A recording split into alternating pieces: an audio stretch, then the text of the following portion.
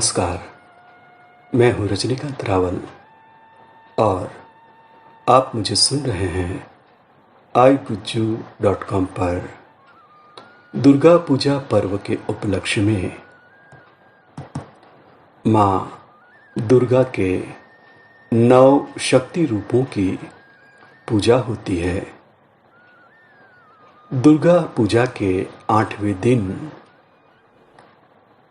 माँ महागौरी की पूजा आराधना की जाती है। इस दिन के महात्म्य को समझाते हुए मैं माँ महागौरी देवी के चरणों में नमन करता हूँ। महागौरी माँ दुर्गा का 8वां रूप। श्वेते वृषे समारूढ़ा श्वेतांबरधरा शुचिः महागौरी शुभं दद्यात् महादेव प्रमोददा। नवदुर्गा का 8वां रूप महागौरी है। इनकी शक्ति अमोघ है और यह शीघ्र फलदायिनी है। इनकी उपासना से भक्तों के सभी कल्मश धूल जाते हैं। उनके पूर्व के पाप भी विनष्ट हो जाते हैं। माँ महागौरी की उपासना करने पर भविष्य में पाप संताप दैन्य दुख कभी पास नहीं आते। महागौरी का उपासक सभी प्रकार से पवित्र और अक्षय पुण्यों का अधिकारी हो जाता है। नवरात्रि में प्रतिदिन कुंवारी कन्या को भोजन कराने का विधान है, परंतु अष्टमी के दिन कुंवारी कन्या को भोजन कराने का विशेष महत्व है। इस दिन महिलाएं अपने सुहाग के लिए देवी माँ को लाल चुंदरी भेंट करती हैं। देवी गौरी की पूजा का विधान भी सप्तमी तिथि जैसा ही है। माँ दुर्गा का वर्ण गौर है।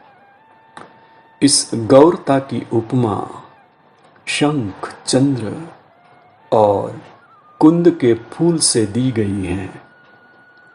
इनकी आयु 8 वर्ष की मानी गई है। महागौरी रूप में माँ के समस्त वस्त्र एवं आभूषण आदि भी श्वेत हैं। इस रूप में माँ के 4 भुजाएं हैं। महागौरी का वाहन वृषभ है। इनका ऊपर का दाहिना हाथ अभय मुद्रा में है और नीचे वाले दाहिने हाथ में त्रिशूल है। ऊपर वाले बाएं हाथ में डमरू और नीचे का बायां हाथ वर मुद्रा में है। माँ महागौरी की मुद्रा अत्यंत ही शांत है। माँ महागौरी की कथा।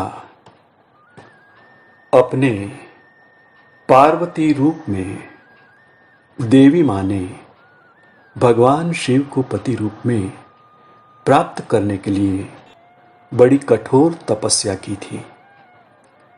माता की प्रतिज्ञा थी कि व्रियेऽहं वरदं शंभु नान्यं देवं महेश्वराता। गोस्वामी तुलसीदास जी के अनुसार भी इन्होंने भगवान शिव के वरण के लिए एक कठोर संकल्प लिया था। तुलसीदास जी ने लिखा है कि जन्म कोटि लगी रगर तुम्हारी, बरऊ शंभु न तो रहऊं कुंवारी।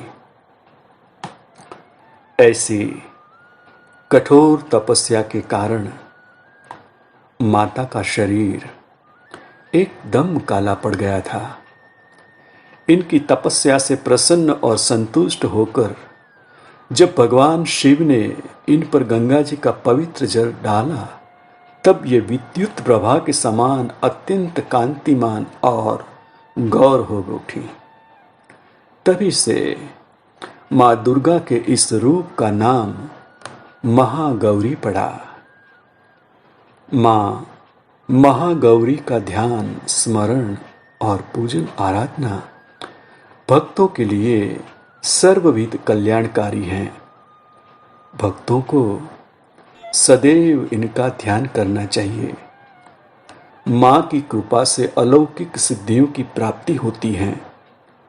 मन को अनन्य भाव से एक निष्ठ कर मनुष्य को सदैव इनके ही पादार बिंदु का ध्यान करना चाहिए।